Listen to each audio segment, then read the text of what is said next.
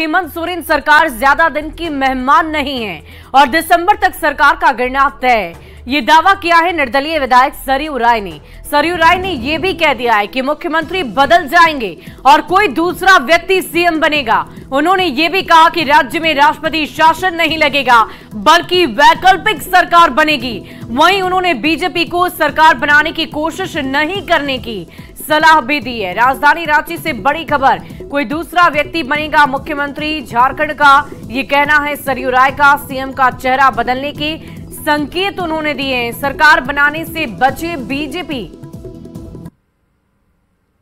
पूरी तरह से इन घोटालेबाजों के संरक्षण में है और कौन ऐसा राज इन घोटालेबाजों के पास है, ये तो ईडी उनसे उगलवाए तभी बात सामने आएगी। और सबसे पहले इन घोटालेबाजों को आप यहाँ इस राज्य के जेल से बाहर भेजिए। और इसके बाद मैंने जब कहा था कि सरकार दिसंबर के तक की है, उसके बाद नहीं रहेगी, तो ये मेरे बिल्कुल राजनीतिक गणना के आधार पर था।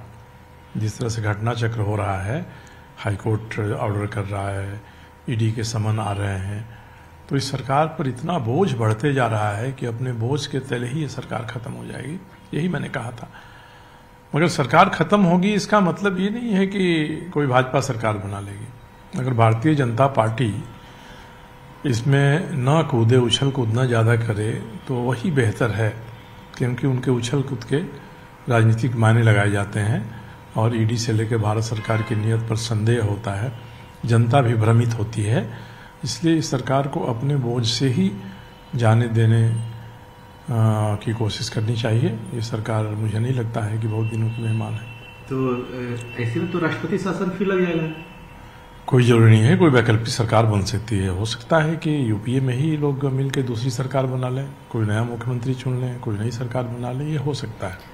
और राजधानी रांची में बिरसा मुंडा सेंट्रल जेल के अधिकारियों की मुश्किलें लगातार बढ़ती ही जा रही है। ईडी की ओर से जारी समन पर आज जेल अधीक्षक हामिद अख्तर ईडी ऑफिस पहुंचे, जहां उनसे केंद्रीय जांच एजेंसी सवाल जवाब कर रही है। उनसे जेल से रची जा रही साजिश के साथ ही ईडी के गवाहों को धमकी देने के जुड़े मामले में पूछताछ लगातार जारी है।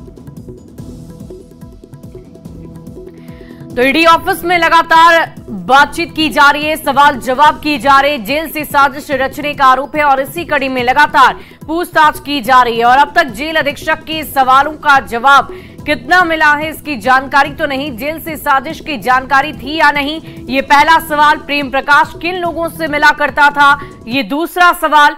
तीसरा सवाल, प्रेम प्रकाश के पास फोन थे या नहीं।